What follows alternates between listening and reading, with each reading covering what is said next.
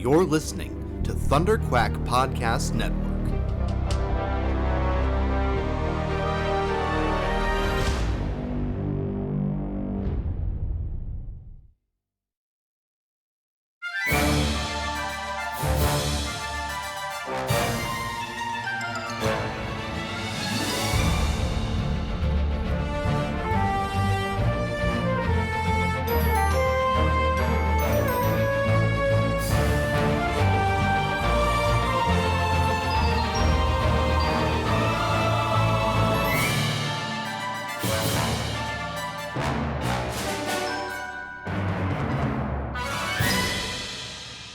Hello there, and welcome back to Force Perspectives for the penultimate episode of the Acolyte Choice. I am your host, Michael Cohen, and joining me, as always, my choice, Joe Hogan.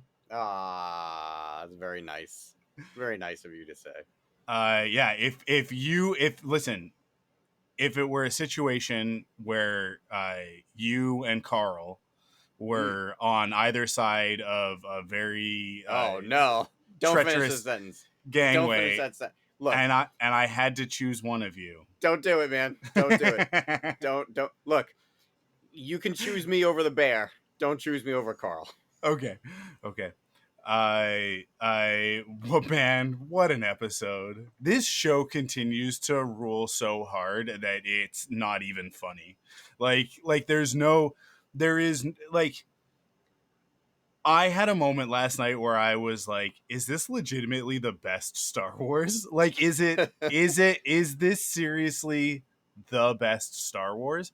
And I had to stop myself and go no, Empire is probably still the best. and as divisive as it is, I still personally feel that The Last Jedi is pretty high up there. And of course, Solo is my favorite. Star Wars Solo's Rebels is my favorite. Solo's my favorite movie. Yeah, it's my favorite of the movies. Okay. It's just not. It's not entangled in so much nonsense like a lot of the other Star Wars stuff is. But anyways, it's a very pure adventure. But yeah, this show is operating at such a high level while maintaining everything it means to be Star Wars.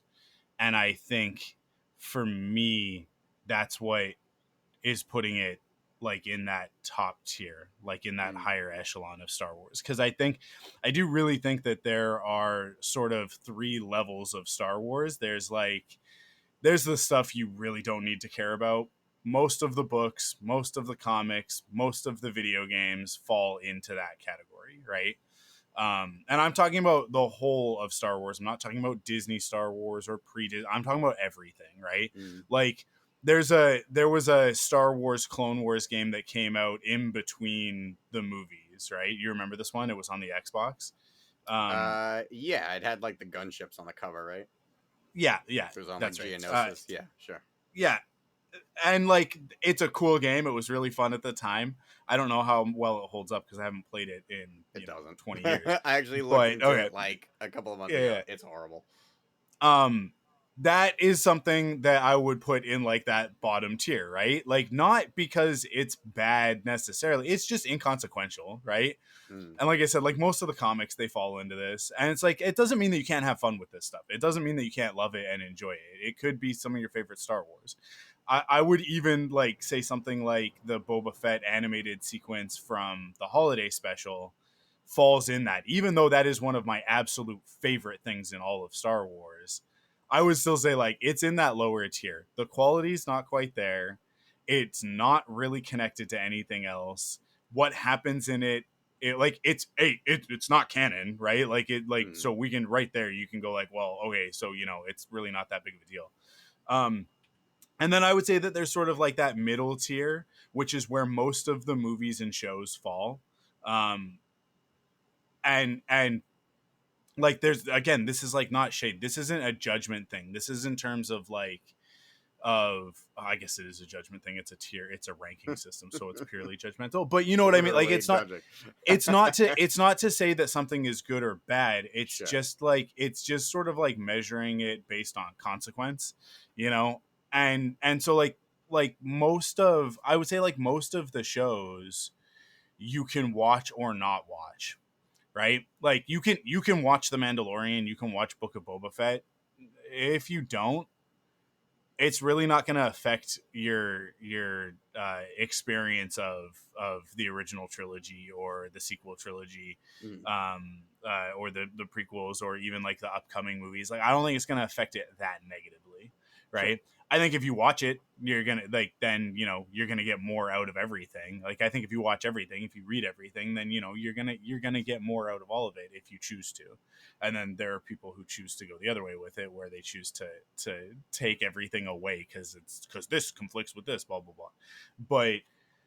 But I think that a very wide swath of the Star Wars content that is like directly marketed to consumers, or like not directly, but like sort of like the stuff that actually gets play, right? The stuff that actually gets ads, because like most of the books don't, right? The comics definitely don't. No, Disney doesn't care if you're reading the comics, right? Mm. Like if you're reading the comics, good for you. They want your money, right? But if you're not reading the comics, they're not like, hey, you should really be reading the comics, right? Like it really doesn't matter to them. They're aware that that audience is what it is, and they're not really going to move the needle that much. So yeah, they'll advertise Star Wars comics to comic readers, but they're not going to go out of their way to advertise a comic book storyline on Disney Plus, right? Mm. Whereas vice versa, like they'll put ads for the Acolyte into a comic book issue, right? Right. Yeah. Or they'll even On the they'll cover. yeah, on the cover. They'll even put out a comic book adaptation of the series in the hopes that what it will do is, if you're a comic book reader, you'll read the comic and then you'll actually check out the show. Mm. It's a flawed marketing principle. It doesn't make any sense, but it is the way that they do things. So, but then there's stuff that like transcends that level, like that main level of Star Wars content, that becomes not just consequential to like the story, right? Because like the movies and the shows and stuff like that are obviously all part of this huge tapestry that is Star Wars, right? They're all threads woven into the fabric of it. But then you get some stories within Star Wars that reach outside of Star Wars itself, and those are the ones that have cultural impact, right? So like the first movie, I would say even like the entirety of the original trilogy falls into this category, but I would say like the first two, especially like A New Hope and Empire, I think more than anything, like they like A New Hope obviously like changed film, right? It changed culture. It became a part of pop culture. It's the reason why we're here to begin with. And then Empire, I think, like cements that. And I think the thing is that like these are few and far between, right? And there's an expectation. This happens with the MCU as well, right? Infinity War and Endgame are cultural milestones, right? And everybody they want it to hit that level all the time. It's not going to. It's Yeah. not every release is going to do that. And I get it. If you're really looking forward to something, if you're really excited about something and you think it's going to be that thing and then it falls short of that, that's disappointing. I get that. That is a thing that we talk about. It's an ongoing conversation on all of these podcasts that I do, where it's like that's expectation and you got to keep that stuff in check. Like you really, really, really have to keep that in check and measure your expectation and know that not everything is going to be that, because when you do that, when you do keep that expectation tempered, right? It's not to say like listen, like we love hype, right? Like we love getting jazzed about this stuff. I'm so hyped for Wolverine and Deadpool and Wolverine, whatever. I can't wait. Like it's like we're like 2 weeks away from it, and it's gonna. I think I'm gonna have a lot of fun. It's gonna be really good. But there are a bunch of people walking around right now going like, this is gonna be the savior of the MCU. It's like you're setting Uh-oh. yourself up for disappointment, right? But if you can temper those expectations, bring them back down, right, to a reasonable level, a reasonable amount of hype, and then go into it with an open heart and an open mind, you will enjoy it a lot more. Um, and so Acolyte is one of those things because I don't have this huge love for the High Republic. I don't have anything against it either.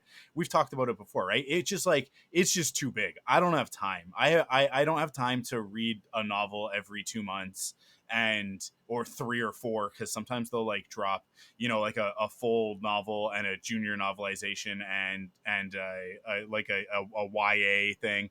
Meanwhile, there's comics coming out every week, sometimes 3 titles at once that are all High Republic, right? And it's like it's too much for me to keep up with, so I can't invest in that time period in the way that I want to be invested in Star Wars if I'm getting into it, right? So I just kind of like tapped out. I was like, okay, cool, like have fun, everybody. I'll just like sit here on the sidelines. So when we got into the lead up of Acolyte, we talked about this I think on the podcast. It was like, yeah, I'm gonna watch it. I think it'll be good. I'm really excited because it's Leslie Headland, but the fact that it's High Republic, like I don't know if this is gonna be for me because I don't know how much it's gonna be entrenched in that stuff. And then we get the show, and the show itself is like, hey, everything you guys have been talking about in regards to Star Wars online basically since the Clone Wars, like since the mid 2000s, early 2010s, that's all been distilled into this show. Like it's all here. So every like the Jedi taking children, right? um Balance, good versus evil, point of view, perspective, yada yada yada. The dyad, you know, are the Jedi allowed to love?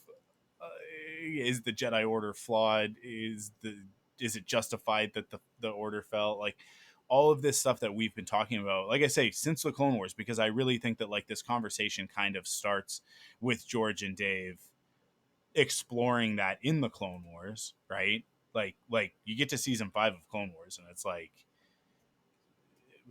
I think people want to act like this is a discourse that happened because of the fans. George started this conversation, right? Like very much he went and he was like, well, we're going to tell these stories in the Clone Wars. And like all of that stuff involving Ahsoka leaving the Jedi, like that's coming from George and Dave. And that is them getting us to question, like, should the Jedi Order have fallen? Is it their own fault, right? Like is there something inherently flawed about this system? And that so much of that is baked into this show, along with the questions of that I think the sequel trilogy did a really great job of raising, of like what is it to be a Jedi? What is that life, right? And then the Luke stuff that we get in the Mandalorian. Actually, I should say more so the Luke stuff that we get in Book of Boba Fett. This idea of him starting his order and basically trying to rebuild the old Jedi. Like, is that a flawed mentality? Did he not learn the right lesson from Return of the Jedi, right? And by virtue of that, did we not learn the right lesson from Return of the Jedi, right? And what does that mean for Rey in her ongoing journey, and what we're gonna see in the new Jedi Order stuff, right? Like, there's so many of these conversations that we're having, and I feel like Leslie Headland, as a fan in the same way that we are, like really legitimately in the same way that we are, and with so many people in the cast and crew that are on that level. The show has just been such a surprise in that respect, but also like when I say like it's in that upper echelon, it's like it transcends just like the conversation about Star Wars that we're having into, like, I think meaningful discourse about just like human nature, storytelling in general. And it's like the reason why I will definitely put it there, and I will fight for it to be in that level of Star Wars, is that Crystal really doesn't care that much about Star Wars. She enjoys certain aspects of it. She comes along for the ride because I love it so much and she loves me. So like she humors me a lot of the time. But with Acolyte, she is I think, possibly more invested in this story than I am. Like, she is Really? so That's into cool. it. And yeah, and that to me, and like, I'm seeing that from people that have kind of been out of Star Wars, and now they're like, I'll give a direct example. Ty, who's been on this podcast and who I've talked about with Star Wars on other shows, you know, like multiple times, from Wit and Folly, who is a massive Star Wars fan, but really fell out of it after Rise of Skywalker, and and especially with some of the sort of, as we've talked about with Mando and Book of Boba Fett and that sort of stuff, the sort of like dissonant themes and there's the sort of like slapdash nature of that storytelling, which isn't gonna be for everybody. If that's not what you're there for, like if you're into Star Wars for like the really solid mythic thematic storytelling that you got from the original trilogy, the prequels, and I think also the sequels, you know, even with Rise of Skywalker mucking it up at the end, um you know, like then I get it. I get it why people would walk away from Star Wars and be like, it's not for me. And I think that that's totally fine. We've like, again, this is like a major theme, I think, of Forced Perspectives as a podcast, where I say like, it's okay. It's okay to not be in love with Star Wars. It's all right. And it's okay if you were in love with Star Wars at one point and then it's changed and it's grown into this other thing and you've fallen out of love with what it's become. That's also okay. You can walk away from it. And I think that's actually the healthier thing to do than to sit around on the internet and bitch about it and harass people, right? I'm obviously it's healthier to just walk away from No, it I than don't know. I think I want to you try the think. harassment Yeah, route. you think the harassment thing's See good. what happens. But Ty is like fully back in for Acolyte. She's very invested in it, and it's like it brings me so much joy to see her really getting into it again, to the point where she tweeted, I think it was yesterday or the day before, she was I've got all this stuff in storage that I put away after Rise of Skywalker, and I think I might go get it out. Like I like put it all back out, and I'm like, that makes me so happy. And to me, that is such an incredible measure of success for this show. That some of these fans who really felt hurt and betrayed by the way that story went with Kylo Ren and Rey, that they are feeling not only fed by the story but welcomed back into the community and ready to sort of re-engage, right? Ready Like, to be heard again. yeah, absolutely. No, 1,000%, right? I'm kidding. No, but I think that like in that joke is a really important piece of truth, which is that like it is a risk. There is a risk. This community can be very toxic. It can be very harmful. We've seen that so much in the last couple of years, and especially for women in this community, like it is a dangerous prospect to get back into Star Wars for them, right? And that's not something that you and I have to worry about. We can literally say anything we want, and we are free from any kind of repercussion. It's insane to me how often I have said totally like based off the wall shit on podcasts. I have been intentionally inflammatory at times and nothing happens.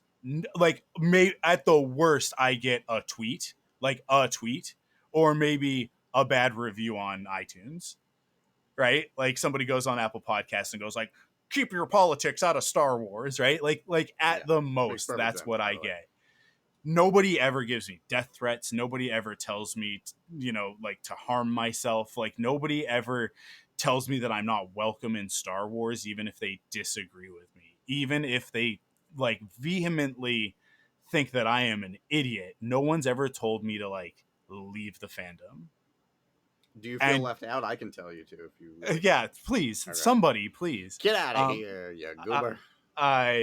But women have to deal with that, right? Yeah. And so when these stories happen, when The Last Jedi happens, and when Acolyte happens, and these are stories that welcome and invite women and let's I'm hesitating right now because we're kind of talking in a gender binary, and I don't want to do that because it's not necessarily women, like capital W women, right? It's people who are looking for stories from that feminine perspective, right? Sure. Like they want that female gaze. They want the GAZE, not anyways. We also want female gaze, GAYS, but anyways, that's a distraction. Yes to both. Yeah, yes to both. Both are good. But the people who want that out of Star Wars, when a story comes along that invites them into it, and not just into it, but like sort of like affirms and even like I think Acolyte like celebrates that perspective within Star Wars, right? Um, there's a big risk associated with that in coming in and engaging with the fandom. I don't think that can be understated right now because of like the political climate that we're in and the way that people interact online right now, and the lack of consequence for treating people in the way that many of these women,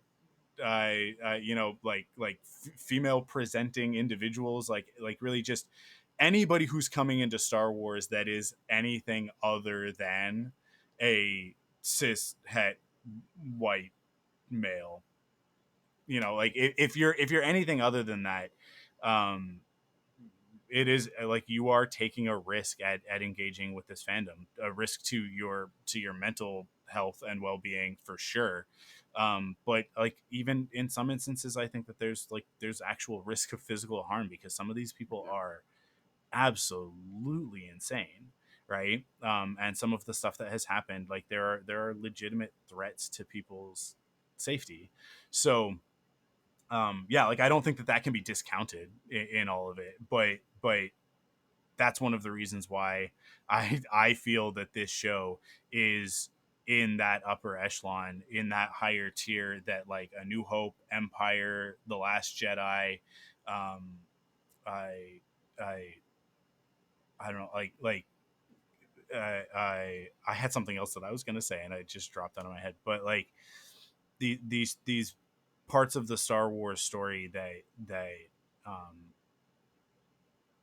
that change the way that we look at things in general, not just oh, I was gonna say Andor. Like Andor is there, right? And I know that might be surprising for some people to hear me say, but that's where I say that like this is not about judging good bad. This is not about judging like dislike. This is about judging like consequence and meaningfulness to the story, to the narrative, right? And I do think that although Andor is not my cup of tea when it comes to Star Wars, as I've said a million times, when I sit down to watch Star Wars, there's a certain thing that I'm craving. There's a certain thing that I want to get, and Andor is missing a lot of that. It's not to say that it's not incredibly well made and a great show and something that I very much enjoyed watching. It's just to say that like when I put it next to other Star Wars, when I want that thing that I'm getting from Star Wars, um, Andor is just very like bereft of a lot of those elements. I think that's fair. Yeah, and then like things that are maybe not of as high quality, like Mando, Book of Boba Fett, Ahsoka, right? That are still, I mean, like when I say not as high quality, Andor is an exception to the rule, right? Like the Acolyte is an exception to the rule. They're not. We say the word exceptional, and I don't think that we understand what it means when we use that. Like we go like, oh man, this is exceptional, right? Like this show is exceptional. Oh, this food I ate, it's exceptional. And then we go like, can't everything be exceptional? And it's like, no, by the very By nature of definition. that definition, it cannot all be exceptional. It like it is noteworthy, it is awesome, it is something above and beyond, right? So I think like that, using that word to describe that tier, it's like, yeah, there's there's inconsequential Star Wars, there's consequential Star Wars, and then there's exceptional Star Wars. And like Acolyte is in that echelon for me. It's in that tier. It is exceptional Star Wars.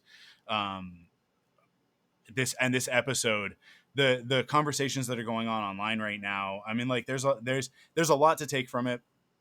There's a lot of good, there's a lot of bad. I am not talking about the bad faith arguments, the people who just are gonna hate on it just for the engagement, like as we've been talking about all season. Just don't, like, just ignore them. The only thing you're gonna do to put out that flame is starve it of oxygen, right? But one of the things that I'm seeing a lot of right now with this episode in particular, and we'll start getting into specifics in a minute, but a lot of what I'm seeing is sort of an attitude of finding culpability.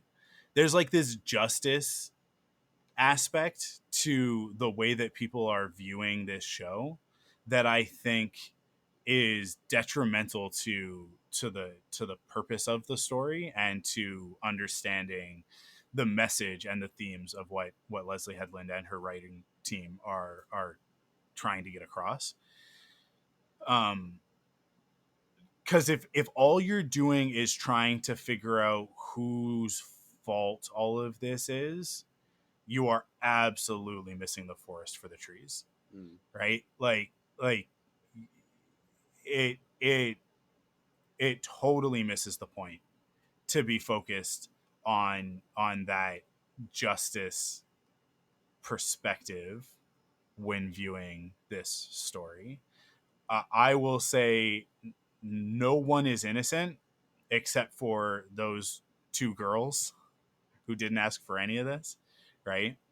And maybe Torben, because he is also, although he is older, he's kind of presented in this episode in particular as a bit of an innocent, right?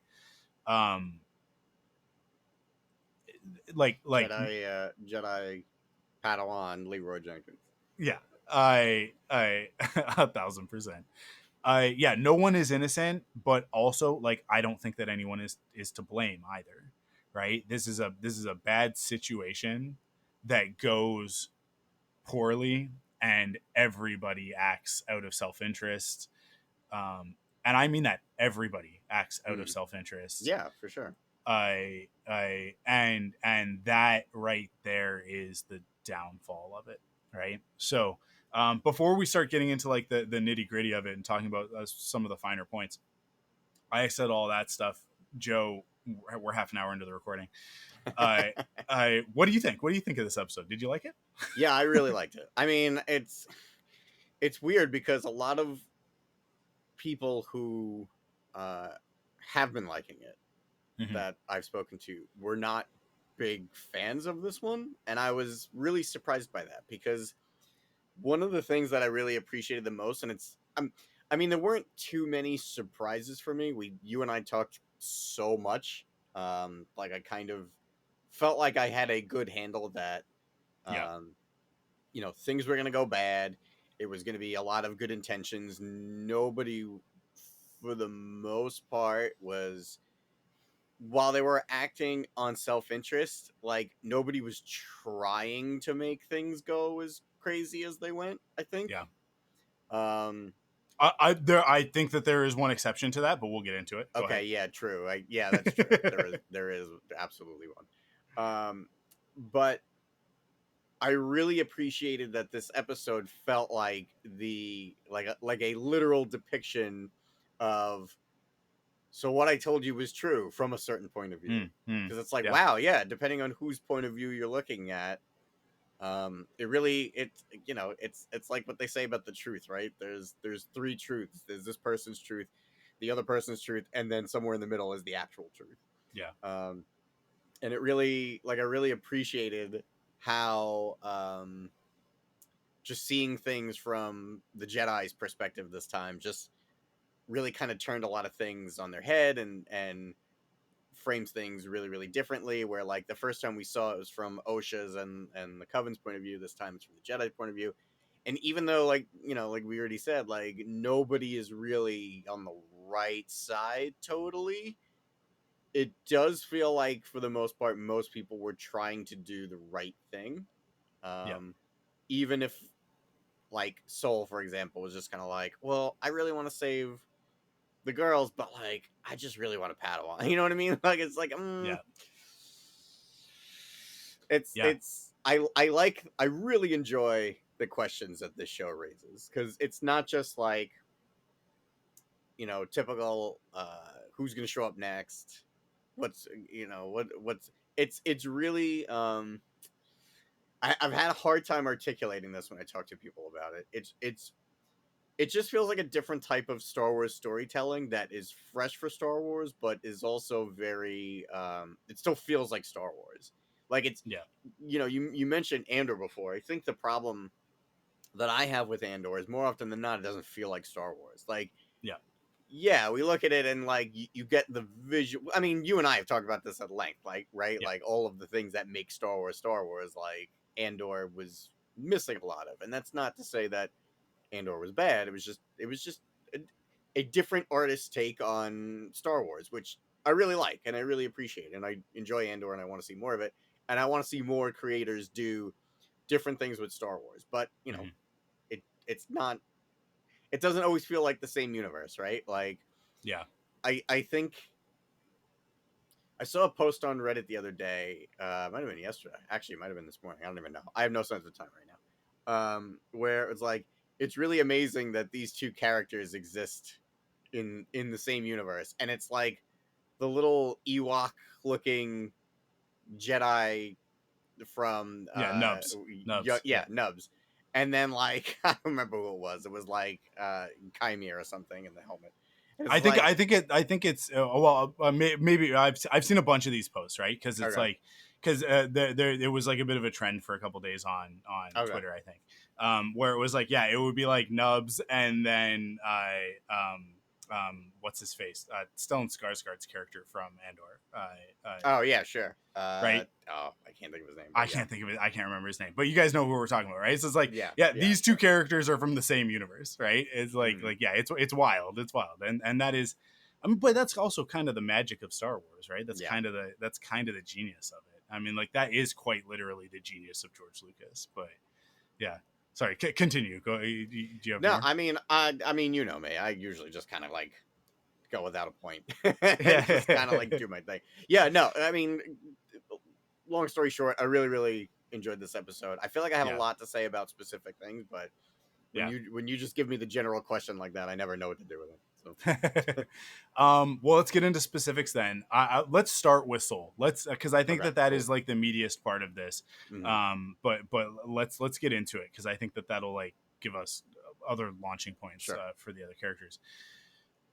There's a bit of a sentiment right now, especially I think after last week, that Soul is that he is the one to blame, and especially with the end of the episode with him having to make a choice of as to which one he is going to save, right?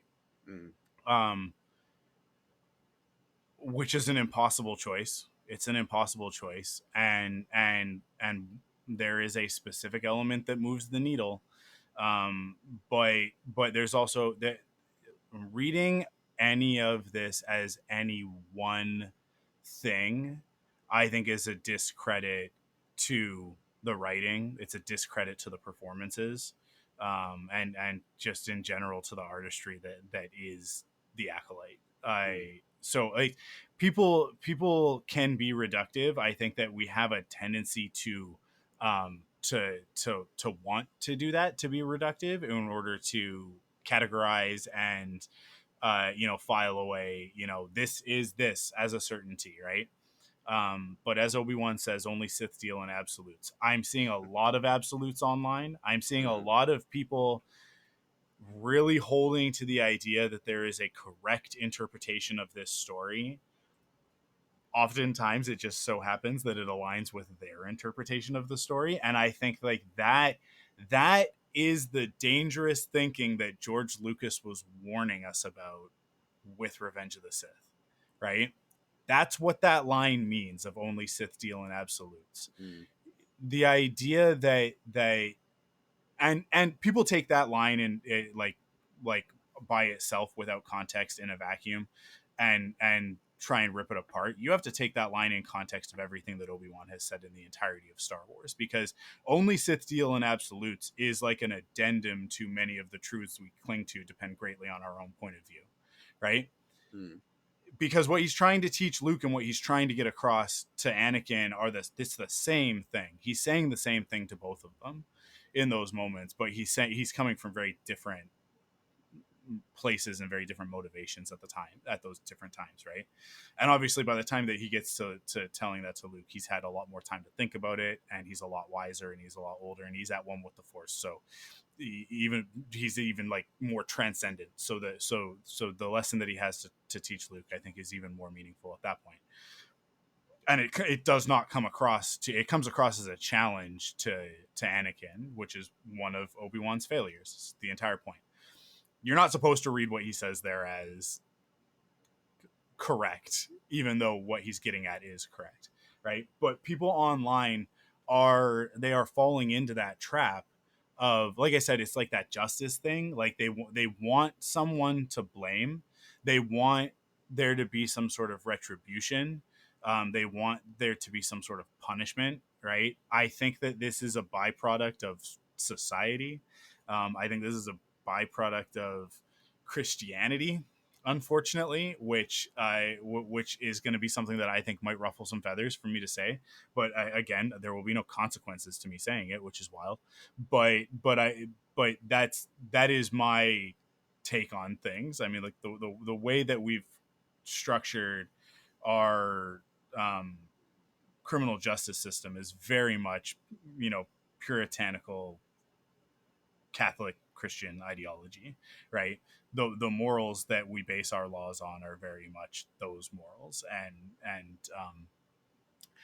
and then that punitive justice, that retributive justice is the cornerstone of it. It's like, you did something wrong, and now you have to pay the price. You do the crime, you do the time, right?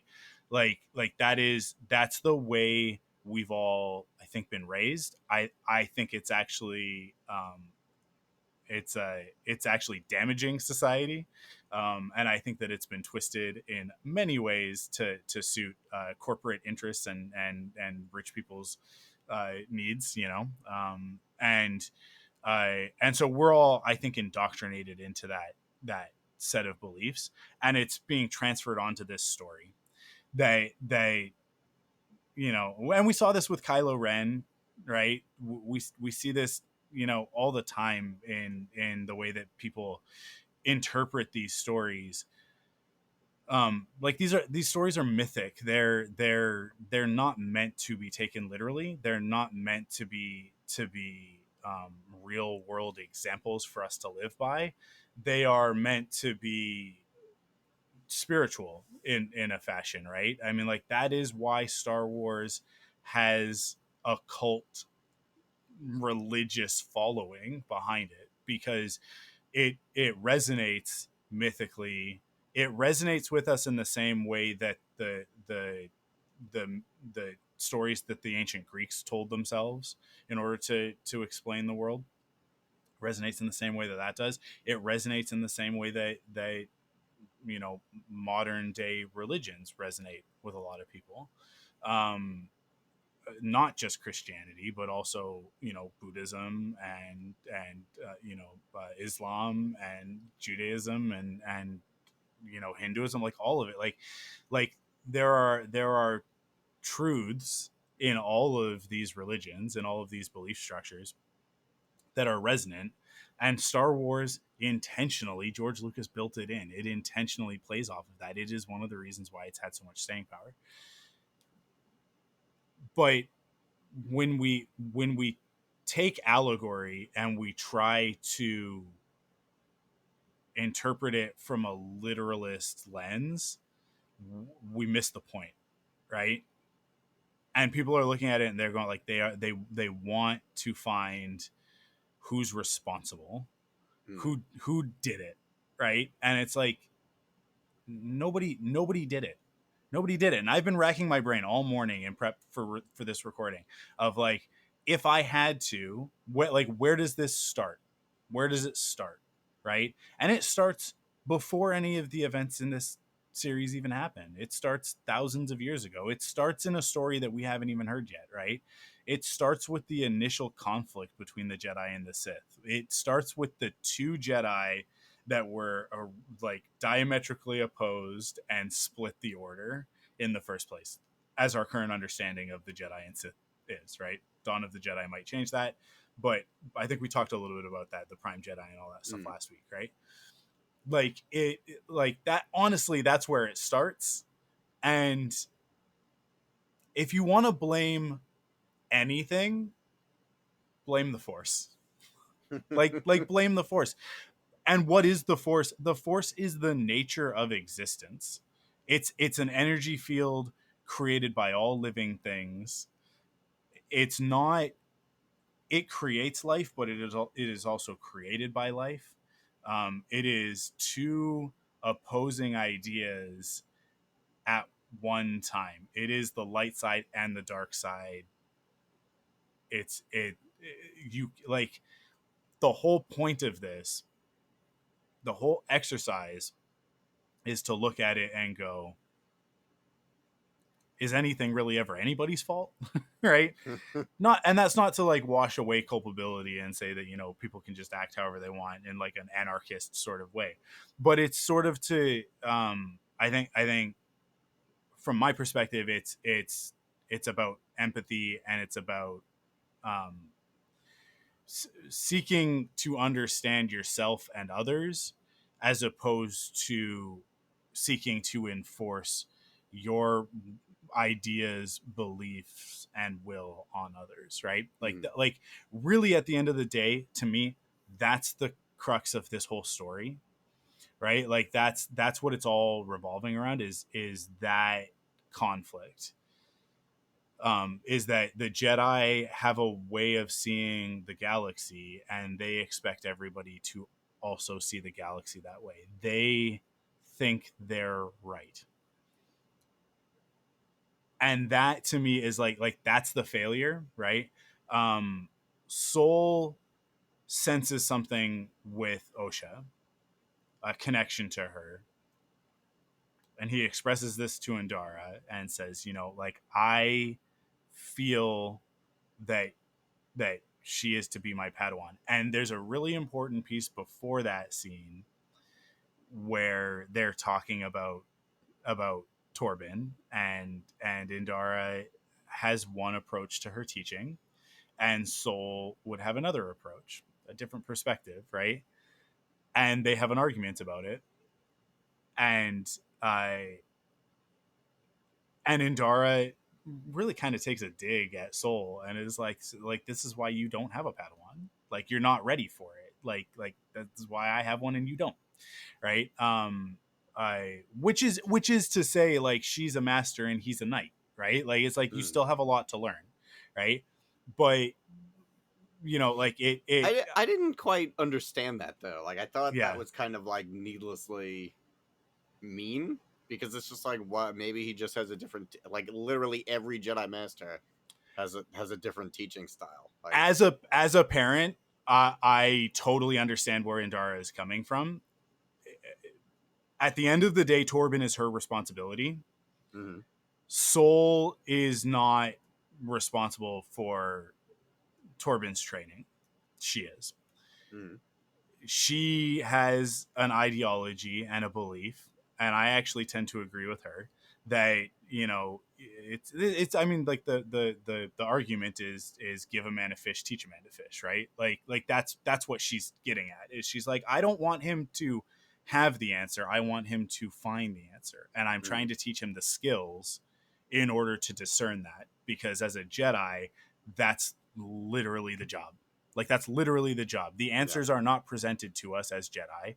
We come into a conflict, and we are asked oftentimes to mediate. We are asked oftentimes to be the diplomats, and to de-escalate situations. That's the role of the Jedi within the Republic, right? Like, that's our understanding of it. That's what the whole Living Force novel is about, right? Like, or at least as far as I am into it. But that's the idea, right? That's what the Jedi Order are meant to be. And then they get into situations and they have to turn into cops, right? which is not what they're meant to be. And I think like that again, like this one small interaction is getting at the entire conflict here.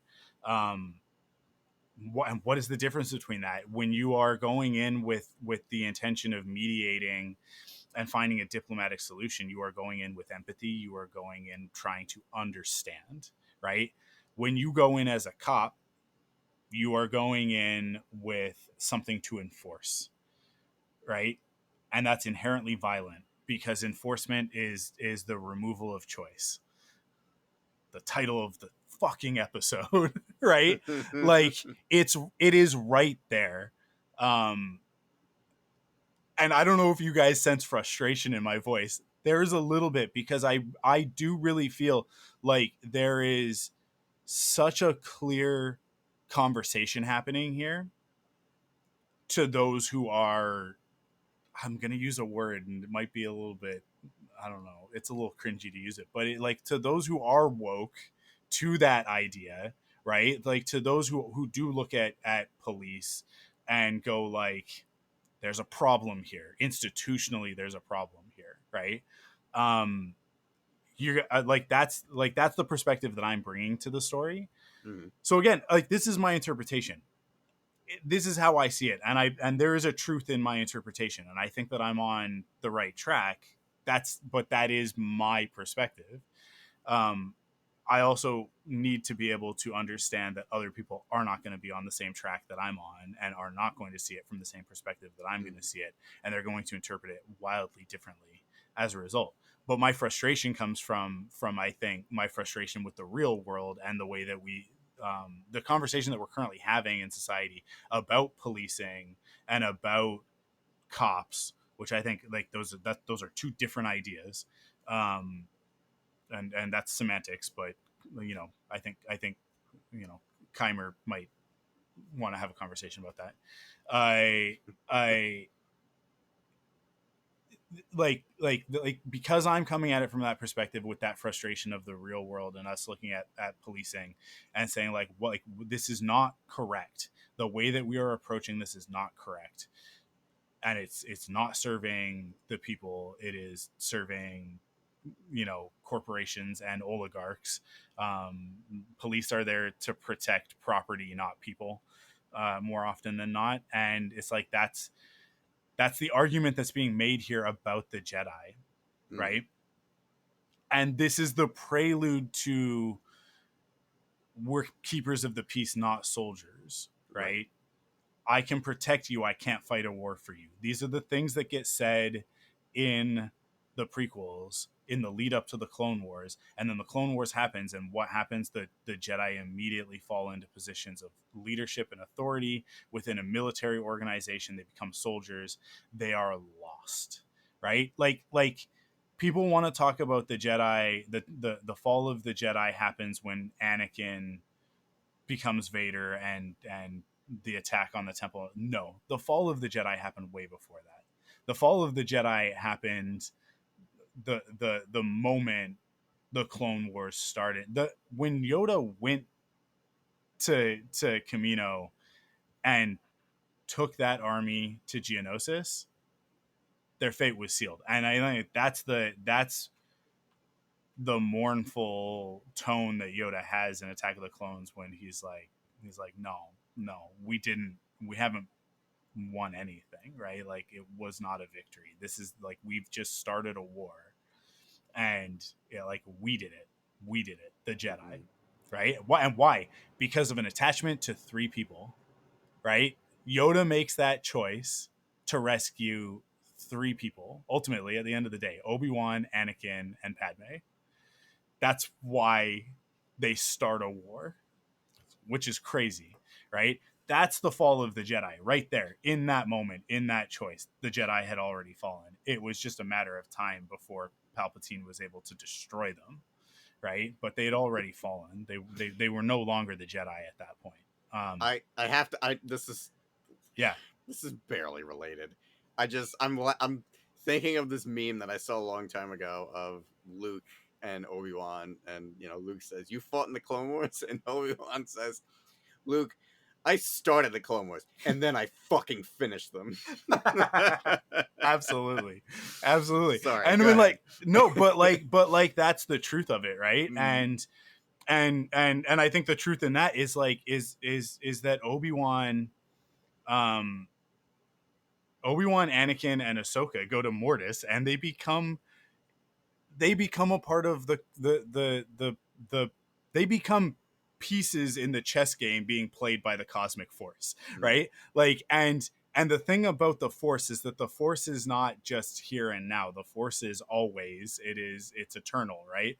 So just like, you know, in Christianity, when we talk about God, in fact in all of the Abrahamic views of God, God is eternal, right? Which means he has no beginning and no end. He is the Alpha and the Omega. He exists. Well, even putting he on there, I'm being ridiculous. Like, God exists throughout time simultaneously, and the Force exists throughout time simultaneously. So for like the Force is always in action, but also always being influenced, right? Again, it's like holding two diametrically opposed ideas in our head at the same time. Like, that's the nature of the Force. That's kind of the hard part, and it's where a Jedi like Qui-Gon Jinn excels, and many of the other Jedi tend to fail. Qui-Gon got it. Qui-Gon understood it. And he might possibly be the only Jedi who ever did, or at least of the ones that we've ever seen. He's the only one who has.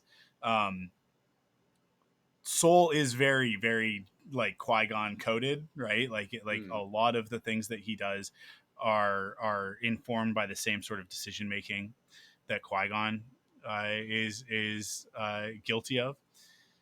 There's a really key difference, though. There's a really key difference. Soul has this yearning, right? And that's where getting back to the thing with Indara and Torben. Soul gets involved. He steps in. He actually oversteps a little bit. Oh yeah. With that, and that's why Indara has to say what she has to say. And I think she's reacting a little bit emotionally. I don't think that she's entirely I you know, at peace and calm in that moment. I think that she's sort of like, hey, back off. It's my Padawan, right? And that's why there's like a little bit of a bite in what she says. There's also an implication there that this is not the first time that this has happened, right? This is a dynamic with Soul, and she's kind of fed up with it. He's yearning for a Padawan, and I think that the idea there is meant to be that the Jedi are taken as children.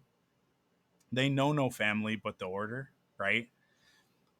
That master Padawan relationship is core to that. And I need to attribute some of these ideas to somebody on Twitter, because this isn't completely coming from me. Okay. But I like, sorry, I'm just bringing up the tweet. So this is from Lori K _A, and they tweeted, "This is what happens when you take kids away from their families and then tell them that the only semblance of a close interpersonal relationship they'll ever have is master and Padawan. The resulting desperation and loneliness is playing out with both Soul then and Chimere now." And I think like that is so spot on, which is why I bring it up and why I'll quote it directly, because I responded, yes, what he actually yearns for is family, but it's all misplaced because he has no personal frame of reference, right? His frame of reference for a family unit, for having a child, is a Padawan. So like that's what's actually inside him, is like is a an instinctual, possibly, or like a spiritual need for family, right? And so his decisions are being informed by that more than anything else. And when I say that Soul is acting in self-interest, that's what I'm talking about. So he has this connection with Osha instantly, and whether that's legitimate or not, and I think that Indara does kind of validate him to a certain degree, but then she also is like, hey, be careful about this though, right? Because he says it and she kind of rolls her eyes at it, but then she's kind of like, you have this, like you feel this connection. I don't want to like deny your truth, right? She's trying to practice empathy. She's like, but I also want you to do some introspection on this one. Is this being clouded by emotion, right? And she's like, she is, I think, just asking the question. But I also, my read is that there's frustration coming from her because she's like, this this is a problem with you, soul. Like this is a thing that you actually need to overcome. So is this being presented to you by the Force as a path or as an obstacle? Which is to say, like, is he supposed to take Osha on as his Padawan, or is the Force putting this in front of him as an opportunity for him to grow? Right? Like, here is this child. She wants to go with you, which is what you want more in the world, more than anything else in the world, right? So you're being given exactly what you want. It's a temptation. Are you meant to give into this temptation, or are you meant to overcome this temptation? Is this a trial of the spirit, right? Like, just because a Jedi has passed the trials doesn't mean that their trials end. And I think that's one of those other things, is that like the Jedi have institutionalized the Force. They've turned it into a set of practices. This is my same problem with Christianity. It's why I no longer consider myself a Christian. Although I fully believe in Christ, I fully believe in God, and everything that I was raised to believe.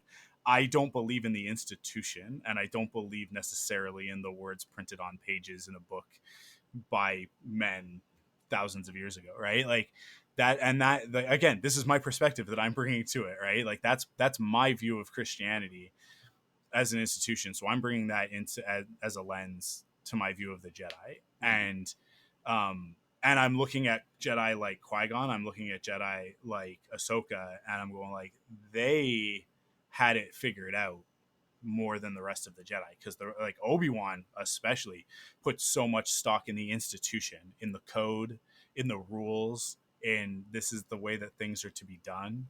Now, Obi-Wan's not above bending those rules or even breaking them if the situation suits it, and I think that's one of the things that makes him a really great Jedi. But yeah, and then you pair that with Anakin, who could give two fucks about the rules and is just like, listen, I'm gonna do the way that I'm gonna do it, because that's what Qui-Gon would have done. He completely misses the point, right? But there's an aspect there that I think like is very much informing Soul as a character and his interactions with Indara, who is like, they're the conflict here for the Jedi is actually not with the Coven. It's with the Jedi as an institution. And that, I mean, like the witches say that, right? Like they literally bring up the word institution. So I think like they have an understanding of that. They have broken away from the galaxy, the rest of the galaxy, and that traditional view of the Force for their own view of the Force, good or bad. And I don't think that the show is asking us at this point to judge that. Although I think that there are some indicators, that the dark side is at play here. But when we talk purely about the Jedi and what's happening, and this internal conflict that's happening amongst the four of them, their conflict is not with the Force. It is not with each other. Their conflict is with the institution that they are operating under, right? We don't really get very much from Kilnaka in this respect, so I'm just going to assume that it's also going on with Kilnaka. But Torben doesn't want to be there.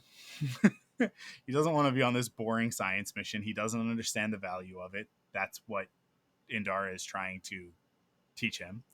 And Soul is just giving him the answer, which is he's not going to get anything from it if he just has the answer about the Virgins and yada yada yada, right? Indara is in conflict because she's in charge, right? She is very clearly the leader on this mission.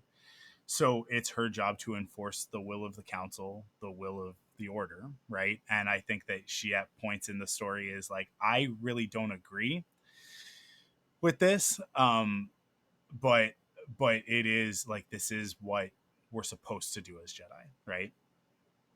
And then she's also in conflict with these other two because like Soul is in conflict with this idea of isolation and loneliness that's being brought on by these rules within the Jedi Order, this detachment that he's supposed to believe in, right? And so like there's a little bit, I think, of that going on, and he's kind of feeding into Torben's discontent, and Indara is seeing that, and so that's causing conflict with her. And it's like, and Kelnaka, I think Kelnaka just wants to do his job. Like he just wants to, like, if I have to put anything on Kelnaka, like that's it. Is that like Kelnaka's just there to, like, he's got his metal detector and he's just there to figure it out, right? And so he would like to not have to deal with any of this, and yet here he is stuck with these humans that are By the so way, emotional. seeing a Wookiee Jedi with a metal detector, kind of surreal. Yeah, I mean, like everything about Kelnaka is totally surreal, right? But yeah, I really think that like one of the problems presented in this episode is that these Jedi are in conflict with one another, and because they're in conflict with one another, they are unable to properly assess and deal with the situation presented to them. So they start seeing things from their own perspectives. Yeah, and you brought up the whole thing about truth, and I mean, like I did as well, and you know, like what Obi-Wan says, to go outside of Star Wars to another George Lucas piece of storytelling. In The Last Crusade, at the beginning of that movie, Indy is teaching a lesson to his students, and that lesson is the difference between truth and fact, right? Which I think is actually, like, again, it's more of George and Lawrence Kasdan getting across these ideas, these conversations that I think that they're having behind the scenes about what truth is, what that means, because like that lesson is, you know,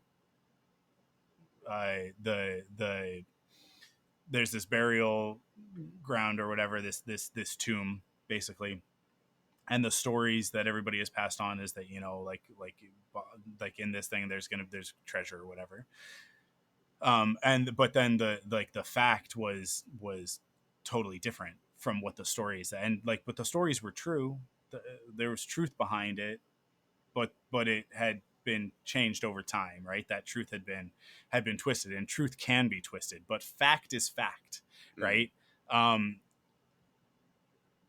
And that's dangerous. Like that's also a dangerous path to go down, because then, you know, you get into, you know, like science over spirituality, which I think it, like, science and spirituality, not science versus spirituality, right?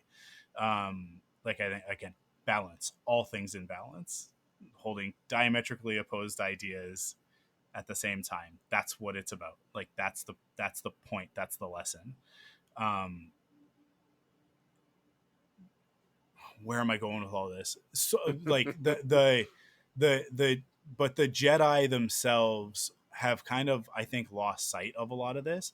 I think it's sort of the we're using a lot of like external analogies here, but it's a little bit of what Tommy Lee Jones says in Men in Black, when he's like, a human is intelligent, people are panicky, you know, stupid animals, right? And I think that like that idea can kind of be placed on the lens of when viewing the Jedi. The institution is the problem, because the institution is going to operate in a certain way, right? And so much of the purpose of rules is to protect us from danger. The reason why we want to protect ourselves and others from danger is, at its core, fear, which is the path to the dark side. Mm. So rules, when treated as dogma, are fear-based, and they it's a slippery slope, right? So that right there is the problem with the Jedi as an institution. That's a problem with setting up a castle. You can call it a temple, you can call it a school, you can call it a home, I don't care. It's a castle, a fortress on Coruscant at the heart of the political power of the galaxy. Why are they there? Why are they not separate? They are there because that power enables control. Control is an aspect of the dark side. The institution is mired in the dark side, and the Jedi themselves have absolutely lost sight of that. They've forgotten that. If I had to guess, it happened sometime during the Jedi Sith War, right? Because in that conflict, the Sith are going to be more powerful. They're willing to do things that the Jedi aren't. They are taking the quick and easy path. Everything about what the Sith are going to do in a full on, like, all out conflict, like a war, is going to make them more powerful. They are going to win, right? Unless the Jedi compromise their ideals, unless the Jedi find ways to circumvent their own ideology, and that is to become the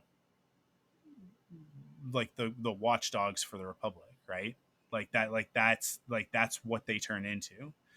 So they ally with the Republic. The Republic gives them resources. I've been thinking about this a lot lately about um what it would take to operate the Jedi Order, the amount of money that it takes to operate the Jedi Order, and how much that in and of itself has compromised the ethics and the morals of the Jedi. Mm. And we see it a lot with Vernestra, right?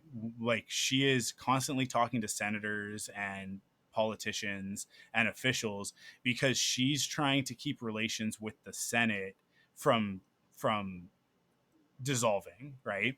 Because without the support of the Republic, the Jedi Order is nothing.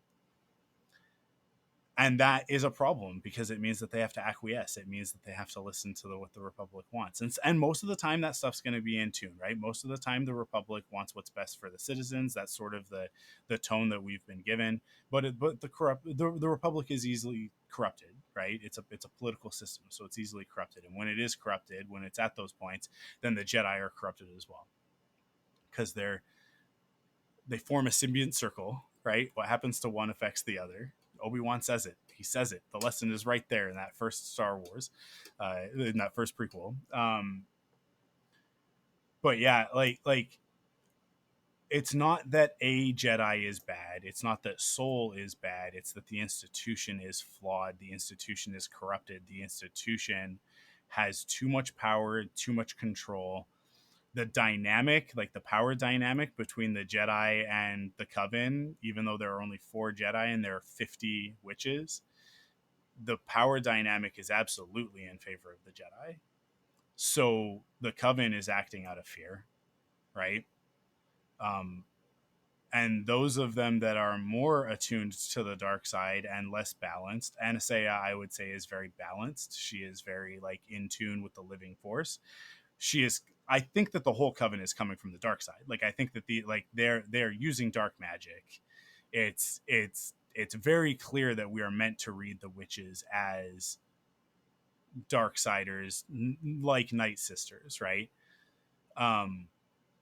But I think that in the same way that you can have Qui-Gon with the Jedi on the light side being a very balanced Jedi who's very in tune with the living force, I think Anastasia is a very balanced Darksider who is very much in tune with the living force, right? And so that's why Anastasia is listening to Osha and going like, okay, like, we had a will, we had a purpose for the two of you, but you have your own purpose, and something is calling you to this, and we have to trust in the force, right? They call it the thread, right? But like same, right? But then you've got Coral, who is absolutely 1000% given over to the dark side. And so she is acting out of self-interest more than anybody, and out of fear. And there's a huge amount of fear of the Jedi. She is so terrified of the Jedi and their power. Not these four, the Jedi, capital J, Jedi, TM, registered trademark of the Galactic Republic, right? Like that's what she's afraid of. And so she acts out of that fear, and she is ready to fight to protect her own because of that fear. And like she's given into the dark side in that way. And that she then transfers onto May, and specifically tells May, go do evil, right? Like she straight up is like, go do a bad thing. And so yeah, it's like we were saying before, everybody in the episode is acting out of self-interest, but I don't think that anybody is acting malevolently, with one exception. Yeah. And that is Coral. Yeah. I do like Coral is absolutely acting malevolently. And there are people who are like, oh, it's Torben's fault because Torben just wants to go home. Well, Torben just wants to go home because this mission sucks. It's boring. It's prolonged. He was literally possessed. I'd want to go home too. Yeah, he is uncomfortable. He doesn't understand why they're there. His master is teaching him lessons instead of explaining things, and that's frustrating, right? He just wants to go back to Coruscant, and I get that. He doesn't like camping. It's fine, right? But then here's the thing. Anastasia, because this is where I was at. I was originally like everybody, like nobody is innocent except I think maybe like Torben, like the girls, obviously, maybe Torben and Anastasia. And then I was like, wait a second, no, Anastasia is the one who actually creates the internal conflict that really ends up causing everything to happen. Now, is that a justification for her death? Absolutely not. Right? Is it a justification for what ends up happening? Absolutely not. But it is to say that like she did have an active hand in the sort of like the falling apart of this, like the communication and you know like the misunderstanding, right? She I made an aggressive attack on Torben. She did it psychically, not physically, right? That was an act of aggression, 1,000%, and it was a threat to the others. So sorry, you were gonna say something. I have questions about that, like whole sequence, like her death sequence. Like, Yeah, I'm trying to understand exactly what was happening when she started, I don't know, doing that weird shadowy fading away thing, and May started doing the same thing, and like Soul attacks, and I understand we're supposed to feel like, oh, Soul kind of jumped the gun and attacked, but like, what was she doing? Like, why? It's this tense situation, where she possessed Torben previously, and Coral is standing there like at the ready to kill Soul. They have all the like the crossbow, bow and arrow things. Yeah. You know, tracking them. It's a very tense, like a pin drops the wrong way and all hell is gonna break loose situation. And she's like, yeah, let me do this scary looking thing now. Oh no, but I was just gonna let you have Osha. That's kind of sucks that I'm dying. Okay, so what the hell was that? Yeah. What the hell? What was that decision to do that? When she says that, I don't believe at that point she's saying like, you know, you guys came here now and I was going to give you Osha. I think what she was saying is like, had you not come tonight, I was going to let Osha go with you. It's what she wants. So tomorrow, had you guys just waited, tomorrow, things would have been totally different. Now, there are a couple of things going on here. she is a mama bear, and therefore when May runs in and is like, there's a fire, Osha's in danger, uh, the mama bear is gonna do what mama bear needs to do in order to protect the baby bear. Like that's and it and it is not their fault, right? Like that's, I think that is a universal truth that we all understand, right? If you get between a mama bear and its baby and that bear attacks you, you made the mistake. Now, did you make that mistake on purpose? Did you realize that you were standing between them? No. But when we look at the bear, we don't say the bear is evil. The bear made an evil choice. The bear did what the bear needed to do in its perspective based on its instinct and its nature, right? Anastaea's power is in whatever this dark side magic is. Her daughter is in danger. She's going to do what she needs to do. I don't know what's going on with May.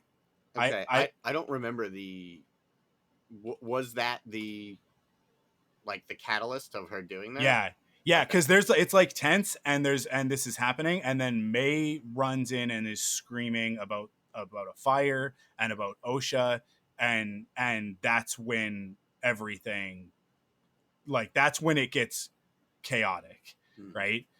Is when that changes. So I don't know. I don't know what was about to happen, what was happening with May in regards to that. I Was she like absorbing her? Was she also like, was she transforming May into this other form in order to protect her? Right. The point of the scene is that we're not supposed to understand, and we are supposed to be confused. We're supposed to feel what Soul is feeling so that we understand why he does what he does. Right. Because he instantly regrets it. It is a moment of instinct. And it it's it's the very nature of what Yoda says to Luke in front of the cave on Dagobah. What's in there? Only what you take with you. These Jedi carry weapons. They carry their lightsabers into these conflicts. We've said it in the show. You only draw your lightsaber if you intend to kill, right? He hasn't drawn his lightsaber. Even after that, like when he's fighting Coral, he doesn't draw his lightsaber until the very end of the fight, right? Like there are all of these things that are like, you know, you take the weapon into the conflict with you might have the intent of not using the weapon, but by the very act of bringing the weapon is an intent to use the weapon, no matter what you rationalize, right? And that analogy is that allegory is again like pointing towards like these things with the police of like, if you send police in to de-escalate a situation, they're going to use the tools at their disposal, and the tools at the disposal of a police officer are violent, and so violence is what's going to happen. It's what they're trained to do, right? And that's the argument of like defund the police is should the police be used in all of these situations? Should we be using guns and handcuffs when words are actually the thing that are going to de-escalate the situation and ensure that everybody goes home safe, right? So like that, to me, that's the lesson there. Like that's what's happening there, and it's a lesson that Soul learns too late, right? But it's because these tensions are so high. Here's the piece that I haven't heard anybody talk about that for me was abundantly clear in watching the episode. The Vergence is exerting its own will on this planet. Brendok is not passive. And I don't know if the Vergence, because we know what a Vergence is, right? Like a Vergence is a concentration. It's a focal point in the Force, right? The first time we hear this term, it's in reference to Anakin. It's a Vergence in the Force, and Mace Windu says you believe it's centered around this boy, right? Like this person around a living being, and what that is to say is that like Anakin himself is a Vergence in the Force, right? Another Vergence that we know very well is the cave on Dagobah. Another one that we know very well is the cave on Ahch-To, right? Both of those examples that I just gave, both of those Vergences are dark side virginces. They are, and they both exert a will. We know that from the story. It takes a little bit of interpretation in Empire, but it's very clear in The Last Jedi, right? Rey talks about it and Luke confirms it, right? Like she's like, I sense it, and it's like, and it's calling me, and Luke is like, it has something that you want. It's the dark side, right? It's the quick and easy path. And what he's trying, what Luke fails to do in that moment is explain to Rey what the Virgins can give you. I also can give you. Meditation can also give you, right? The answer that you seek is inside you, and like discipline and an understanding of the Force is going to lead you to that answer.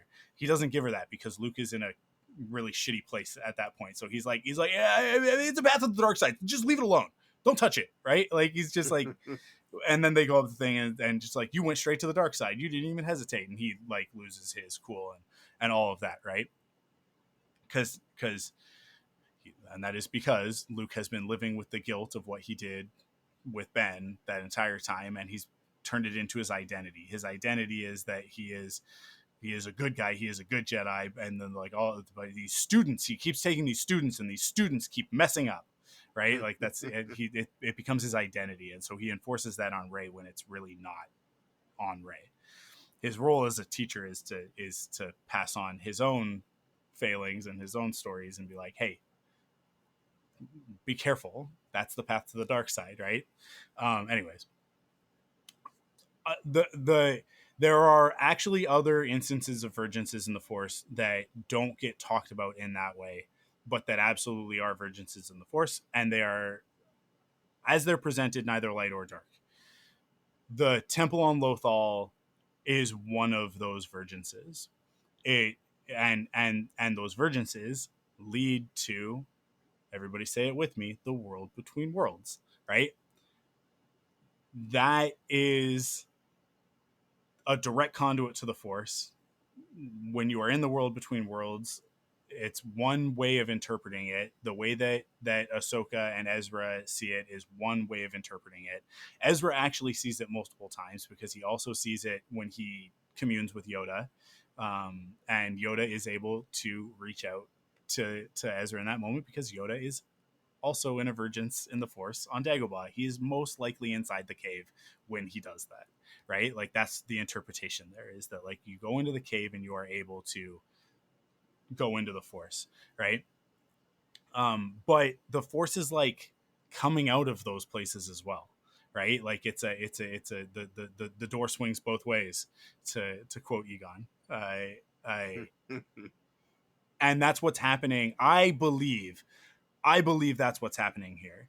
I don't know if the Virgins was initially a dark side connection or if the witches turned it into that.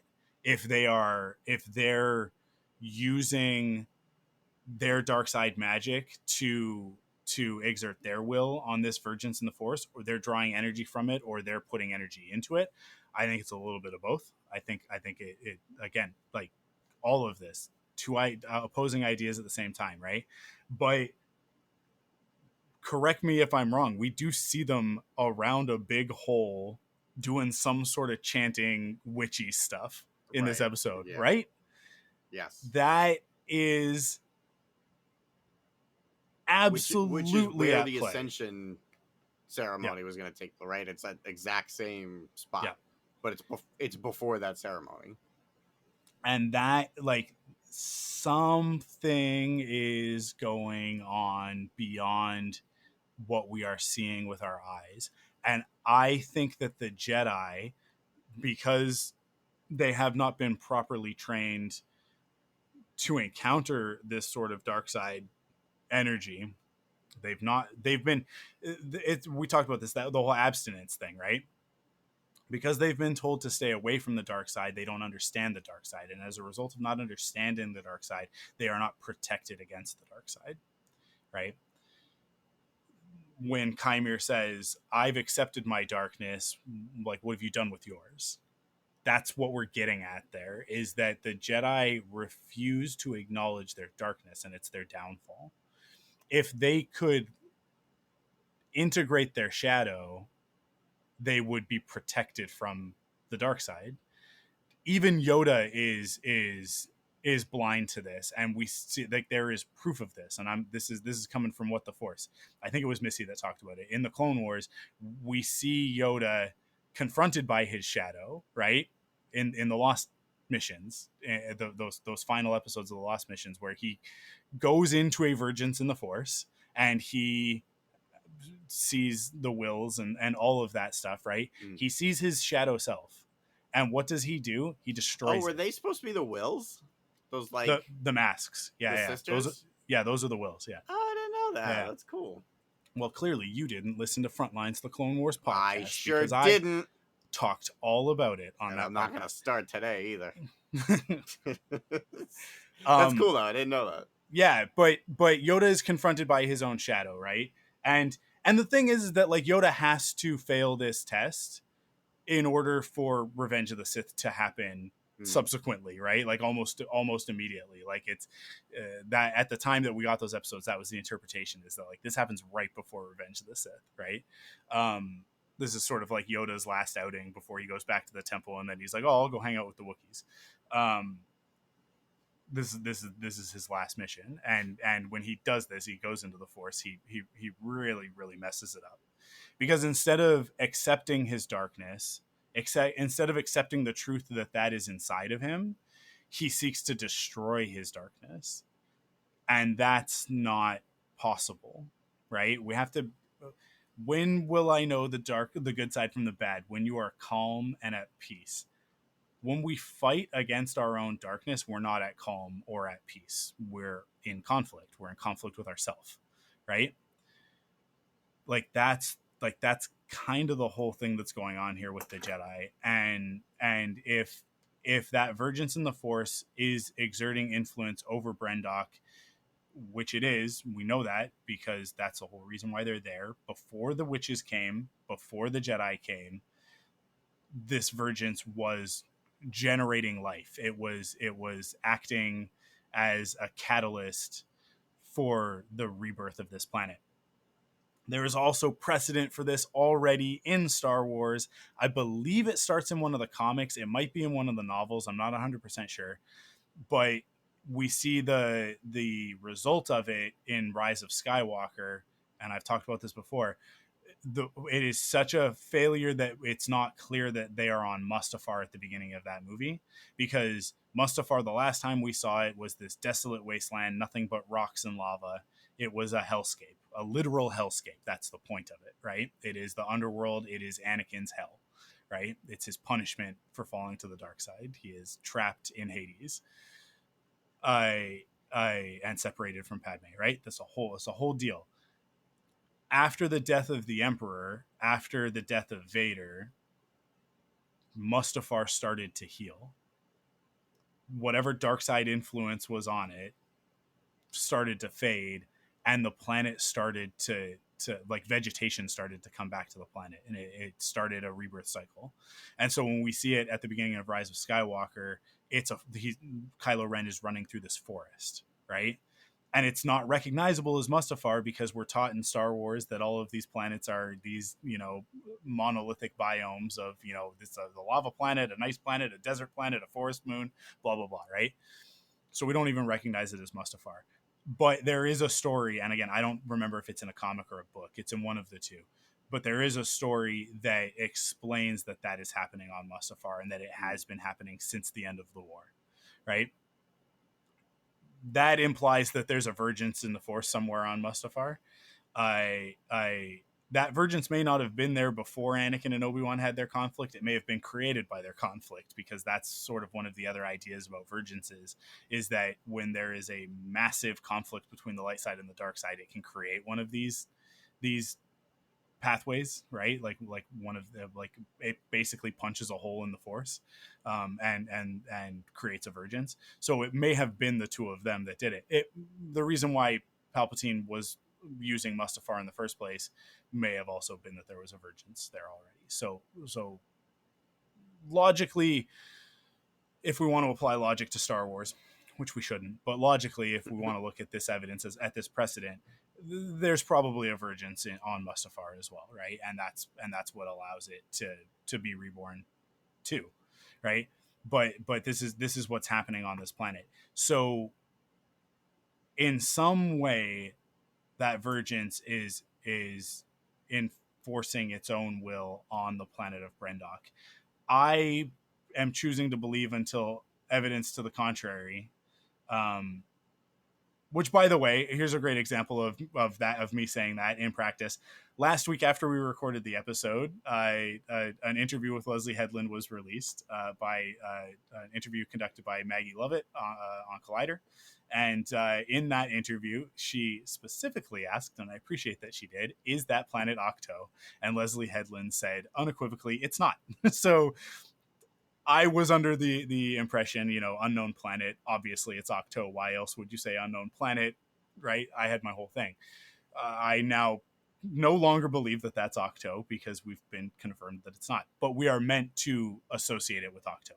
Like Leslie Headland did say that, of like the Skura are meant to be reminiscent of Porgs, and the islands are meant to be reminiscent of Octo. You're supposed to be thinking about Octo in those moments. So it's still valid. It's just the again, we're teaching so many lessons in this episode. The truth of it remains. The fact of it has changed, and those are two different things, right? There is a truth that, like, I saw that as Octo. That's what I was meant to see. That was the interpretation. That was absolutely the intention of the artist, was for me to think of Octo when we were on that planet. The fact of the matter is that it is not Octo, because Octo doesn't have rich deposits of cortosis. Full stop. End of conversation, right? Like that's the facts of it, right? That's what you're going to put in the databank article. But the truth of it is that it's Octo for all intents and purposes, because we're meant to think of Octo in those moments. My truth currently regarding what happened and the reason why there was so much conflict, and the reason why Soul was feeling things so strongly in terms of like meeting Osha and being like, oh, I have to take her on as my Padawan, is because that vergence in the Force it's loud. It's screaming at the Jedi and the Coven, right? If the midichlorians are a way to talk to the Force, and I think I talked about this a little while ago about Anakin, right? It's like, if Anakin has more midichlorians than anybody else, it's like, you influence him a little bit, what would be a murmur to another Jedi is screaming to him. So when the dark side is communicating through the midichlorians to Anakin, when he taps into the dark side, it doesn't just, like, it's not like, hey Anakin, do a bad thing. It's like, it is a cacophony of voices screaming at him to do the will of the dark side, right? And I think similarly, if you have any midichlorians at this point and you are on this planet, like the amount of noise coming off of a vergence in the Force, and this is again informed by Star Wars Rebels, Ezra is like, he is able to innately feel these things and hear these things. Like his attunement to the Force is sort of it's untrained and unskilled at the beginning, right? But like, as he learns more and more, he's then like, wait, what's going on? And then they find the temple, and it's like it's calling out to him. The Force is constantly calling out to him. If the Force is working in the way that it is on Brendok, then it would be something that would be influencing the Jedi at all times, because they're trying to be in tune with the Force, right? So it's like, they're trying to listen. They have their ears open to it. And yet, like, it's like, it's making them uneasy. Why is it making them uneasy? Because and again, this is my current belief based on the information that I have in front of me, and it could change depending on new information. But right now, it's my belief that the witches are messing with that vergence. They are using it to increase their own power. I believe they used it to create May and Osha. like specifically they use the power of that Vergence Mm. in order to do that, which we haven't even talked about the idea of May and Osha being a singular individual. But I am also still under the belief that they created May and Osha as an artificial way of generating a dyad, the power of two, in order to prolong their own lives. So all of that is influencing the Jedi. The dark side clouds everything. They don't sense it because they're not trained to sense it, in the same way that they can't sense a Sith or whatever the hell Chimera is right in front of them.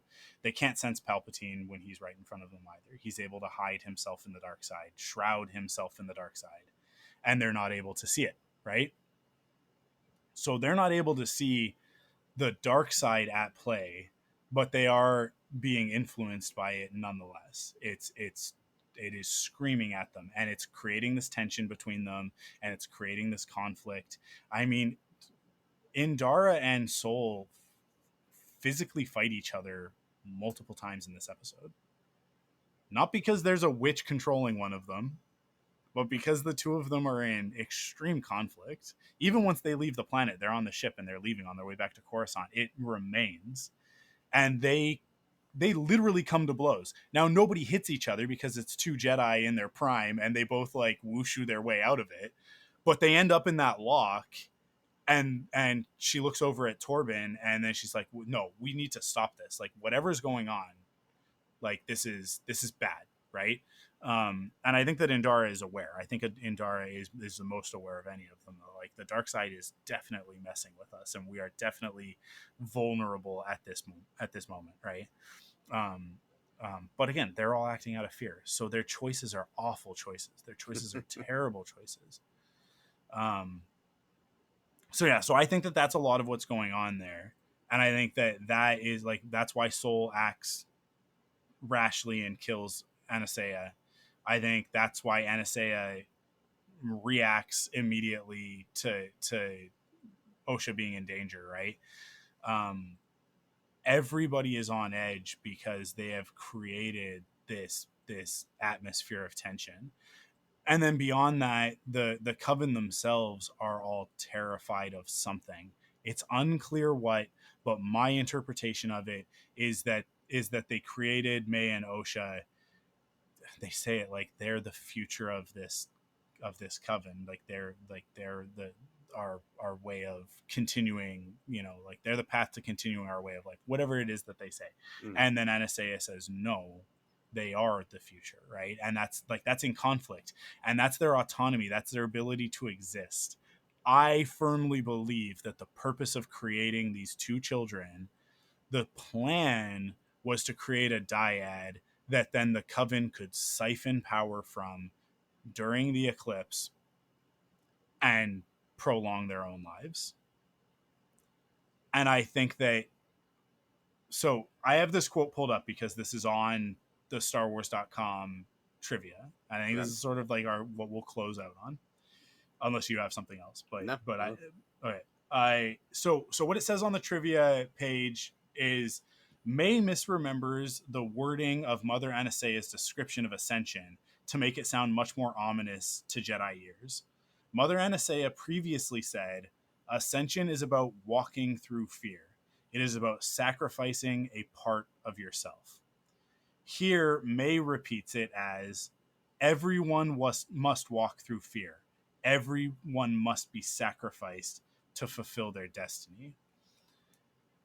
Now, that's one way to look at it, is that May misremembers it and says something to the Jedi that is going to sound to them like they're going to be sacrificed. Another way to look at this is that Anastasia is hiding the truth inside the truth, right? She is saying, she's trying to assuage their fears in order to get them to go through with the ascension, right? So she is telling May and Osha what they need to hear about the ascension, and she's wording it in a way that makes it sound altruistic's not the right word. it makes it sound like almost heroic, right? What Mm. they're going to do, that the ascension is like, it's an act of service, right? I still firmly believe that these two girls are lambs to the slaughter. Like that is their purpose. Um, and that's a How will certain, we find that out now, do you think? Because everyone, for the most part, is dead, yeah. except maybe Coral, because I don't think Coral was in that room. Coral is absolutely not dead. Coral was absolutely Still kicking. still inside Kelnaka. Mm. I think that him, like Kelnaka isolating himself and then like the symbols and stuff, I think that's the indicator there. So Mm. when Kelnaka was Okay. killed, she may have been released at that point. So Okay. we might see Coral in the final episode, and she might drop the truth bomb. Interesting. I Okay. I who knows, right? Like that's like, I think like that's some pretty wild speculation, but I think that there's evidence to support it. I think that what May says, there's a funny thing when you have kids and you're talking to them and they're developing and they're growing and they're getting older and their brains are learning things and they're hearing and interpreting and reinterpreting, misinterpreting, all sorts of things. And every once in a while a kid will hear you say something and then they will repeat it in their own words or their own remembering, and it will be more true than what you said. Mm. Right? And there is, I think that there is a connectedness to something else that we have when we're children that we lose as we become adults. I Mm. think, and we refer to this as a loss of innocence, right? And I think allegorically we talk about that as sin and that sort of thing. With allegories such as Adam and Eve.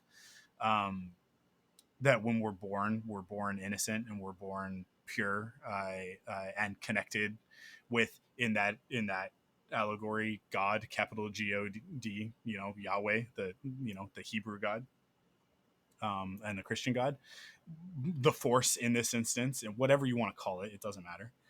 We're connected to that innately because we don't have all of this other stuff in our heads. And this is sort of like the Taoist Buddhist principle of it that gets transferred into Star Wars. As we get older, we have to unlearn what we've learned. That's what Yoda says, right? It's like you're stuck on physical reality and you've lost your spirituality. I think that sometimes children are in tune with the truths of the universe in a way that we have forgotten, and they say stuff, words come out of their mouths, and we go like, oh, that's cute, they misheard me, and it's like, but oh, there's a lesson to be learned in what they said, you know. um but the reality is that we've actually forgotten or misinterpreted or intentionally obfuscated for our own purposes, right? Because as adults we have agendas. When we're kids we don't have an agenda. We have wants, and sometimes we you know we act in accordance with those wants, but it's a much more innocent, much more pure thing than as adults, where we have like machinations, right? Mm. We have plots and conspiracies. And yeah, so I am choosing not to take anything this show presents at face value. I think that's the thing for me, is that everything is a deceit, everything is a lie, everything is a truth, everything is a fact from a certain point of view. That's the whole thing with Star Wars. Like it is the name of the damn podcast, Force Perspectives. The reason why I came to that name is entirely dependent on my perspective of Star Wars, and that is informed by the words of Obi-Wan Kenobi, which I hold to be core to what Star Wars is about, right? I mean, like, I think ultimately Star Wars is about love. That's and I think that because George has said that, ultimately that's what the stories are about. They are about love.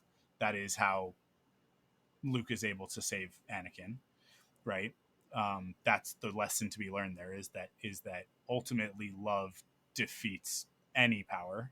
Um, but one of the core lessons to be learned from Star Wars is what Obi-Wan says, which is many of the truths we cling to depend greatly on our own point of view. And when he says that, for the full context of it, what he says to Luke, he's like, Luke, you're going to find that many of the truths we cling to depend greatly on our own point of view. And what that means is that, like, listen, like, this is only something that comes with wisdom. This is only something that comes with time and experience. But one day you'll understand. And it's like, Luke is on Acto, and I still don't think he understands. Like, he still doesn't understand. And then Yoda comes back to him and is like, listen, dude, one more lesson to teach you I have. Like, knocks him on the head. Figure it out. Obi-Wan told you 30 years ago, and you didn't listen to him. Yeah. So that's it in a nutshell. Star Wars. I solved it, right? Like, I think I solved it. I solved Star Wars. I have won the Star Wars. You did. Obi-Wan would be very proud of your detective work. I agree with that. I think you're right. And again, as we get more information, that perspective changes, that again, like, that is one of the points of the show. Why present this in a Rashomon style if not for that very reason? And that, again, in The Last Jedi, why present that story in that style if not to teach that very lesson, right? And the thing about the truth is that it's a moving target, right? I So our interpretation of these stories, it's also a moving target, because that's what we're after here, right? We're here to seek truth in Star Wars. That's why we're engaged in the way that we are with it. That's why we're talking about it for an hour and 48 minutes, right? Is because we're trying to, like, figure out, like, what's going on here. And is it about the plot? It's not about the plot. Don't worry about the plot. Relax about the plot. What you need to be looking for in these stories is the truth. And hopefully I have made my point, and everybody is now like, okay, like, let's seek out the truth in these stories. And to that end, I'll say, once you've finished listening to this podcast, as I always say, go listen to What the Force. Go listen to MC and Missy, because they are uncovering truths in this storytelling that are beyond me, and I enjoy it so much. But I think it's this is not just my ego talking. I really think that our two podcasts are really great, like 1-2 punch of, like, you and me and our nonsense, and then two brilliant genius women actually doing the work. All things in balance, right? So you and I, just off the cuff, just saying what's coming to our minds, and for me, most of the time, what's in my heart about Star Wars. And then them balancing it out with proper analysis and intelligence. Not to say that they are not also coming at it from a place of, like, very emotional, very attached sentiment as well, but they are able to contain that and get to the actual, like, I don't want to say science, because it is mostly art, but like the technique. What the Force is so good at breaking down, especially, like, Missy. This is sort of her area of expertise, is breaking down the fairy tale motifs, right? And then MC is all about, like, sort of like the mythic components of it, like that Campbellian hero's journey type stuff.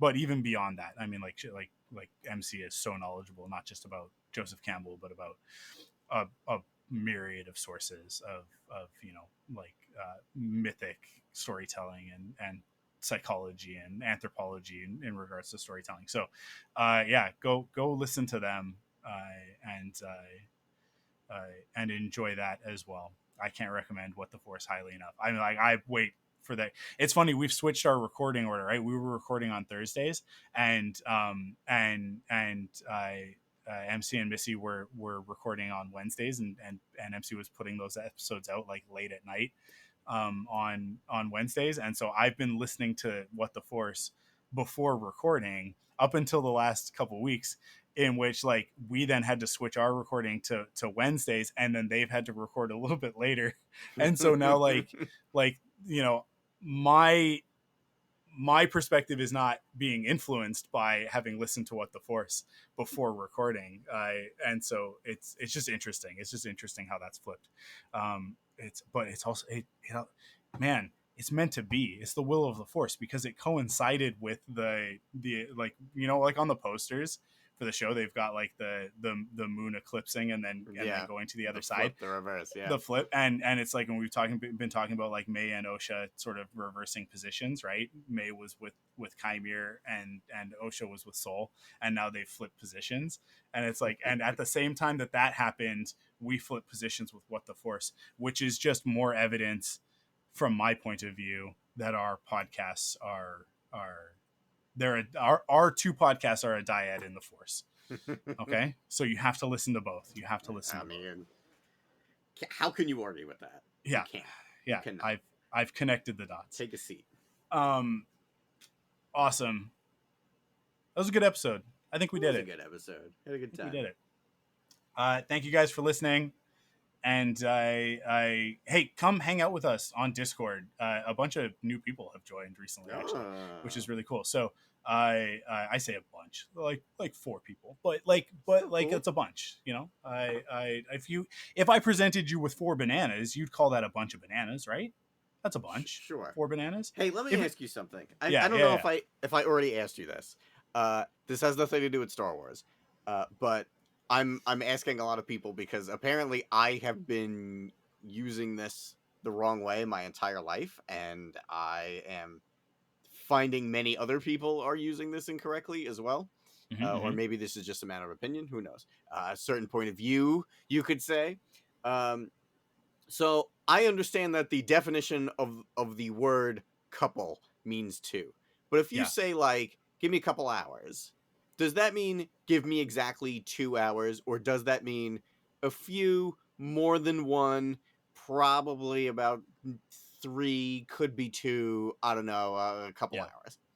Where do you land on that? Okay, so only Sith deal in absolutes, right? So like that's the core of this. Is that what you're saying? There is a definition of the word couple, and coupling is a pair, is 2, right? Sure. So yeah, give me a couple minutes, give me a couple hours. To me, is saying it's going to take more than 1 minute. This is going to take more than 1 hour. Okay.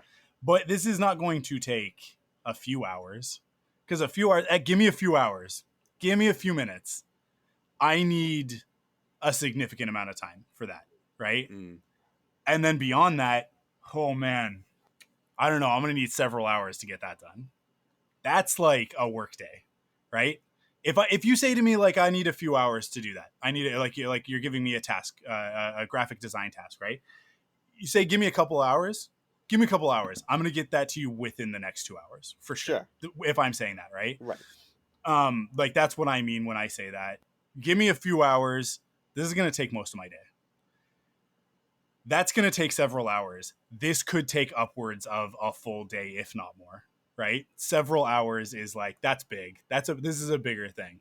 And then anything beyond that, I'm going to explain, like I'm going to actually break it down and go like, it's like a 3-day task. Hey, like you've just given me something big. But yeah, if I were to talk in those ways, that's generally, I think, what I mean. I think there's an intentional murkiness in that language, but I think it's generally understood that couple is a small measure, but not insignificant, right? Whereas like, yeah, you go up to like a few, it's like, ooh, yeah, that's it. That's a chunk. That's gonna take a bit, right? And then if somebody said to me like, oh, several, right? It's like how many times has this happened to you? Oh, it's happened a couple of times. Okay, so it's happened more than once, is what you're saying to me when you say that, right? So it's happened more than once. How many times has that happened to you? It's happened a few times. Okay, if it's happened a few times, we're talking about something that is reoccurring. How many times has that happened? Several. Okay, now this is serious. You just said several. Now we're serious, right? Like several times implies we got a problem to deal with, right? Like, and so I think just like there's context to all of this, right? And if we're talking about different things, it's gonna slightly change all of that. But yeah, generally, I think when somebody says a couple, I am thinking two. I am thinking two. But it's context. If you say it's going to take a couple hours, I am thinking like, okay, so you're in the ballpark of 1, 2, 3 hours, right? If you said like that, those people are a couple and you're pointing over at 4 people, I'm going to go, which ones? Which ones are a couple, right? Because you've just said that they're a couple. It's a couple of people. Well, that's not a Correct. couple of people. That's a few people, right? So the context changes, and so the meaning of the word, the definition of it changes. And here's the thing about definitions. People will go to the dictionary and they'll go, here's the definition, and they give you one definition. They give you the top definition. But the dictionary is specifically written with multiple definitions for words that require multiple definitions and additional context. And they give examples of that context, and that's how language works. And that's one of the problems with the way that we communicate as human beings, is that we go like, well, the textbook definition of that is this, and then I can go like, well, actually the rest of that textbook definition supports what I just said too. So it's like, so you are cherry picking information here. So I don't know why somebody is arguing with you on that. This does relate back into Star Wars, because this is that thing that I was talking about at the beginning, of people wanting to interpret things a certain way and looking at it and going like, there is a correct interpretation of this story, and lucky me, it just so happens to line up with my interpretation of the story, right? We can all do that. We can all you say a couple hours, and from your perspective it's like, hey man, how long is it going to take you to get that drawing done, because I really need it. You say a couple hours and from your perspective you're going like, I don't like, it's probably going to take me the rest of the morning. So you're talking to me at 9 a.m. I'll probably have it done before noon. It's a couple hours. Technically that's 3 hours, right? You say to me a couple hours, but I really need it before 11. I really need it before 11 because I have a meeting at 11:15 and I need that thing to go in to get it approved at this meeting. So from my point of view, you say a couple hours and I go, awesome, excellent, okay, a couple hours, because I really need that by 11. But I don't say that out loud. I make that mistake of not communicating that out loud. And I go, awesome, okay, cool, I will check back with you in a couple hours. Your definition of a couple hours is 2 to 3. My definition of a couple of hours is exactly 2, because my definition currently in this moment fits my narrative and my needs, right? And that's where like it's so fun. Like this all has to do with this episode. It has to do with everything that's happening. The language that they're using back and forth. They're talking. They're saying certain things. They mean other things. They're not revealing entire truths. They're not openly communicating. People are only saying what serves them in that moment, or they're only saying, the thing out of fear, because they're reacting out of fear, and that's where the miscommunications start to happen, and that's where the conflict arises, right? But the dark side clouds everything. So yeah, see, I tied it all back into Star Wars. Don't worry about it. Good to know. I can do it. I'm glad you were able to do it. Yeah, I'm up for the challenge anytime. Everything is a Star Wars question if you try hard enough. And I don't even try. I just do it because I listen to Yoda. Oh, I just do it. I just turn everything into a Star Wars question, whether you want it to be or not. And that's ADHD. Thank you guys for listening. come hang out with us on Discord, which is what I just said. And then it turned into this whole other thing. Good job, Joe. And what does a couple mean to you guys? Tell us on Discord. Yeah. Join us on Discord and tell us what you think a couple means. We'll be back next week with the final episode. I am so excited for this episode. I am so bummed that it is here. Yeah. Because this has just been such a delight. The last few weeks of Star Wars fandom have just been like peak Star Wars community interaction. And I love it. And I don't want it to end. And you know what? That's why we have the podcast, because it won't end. We will continue. We will persist.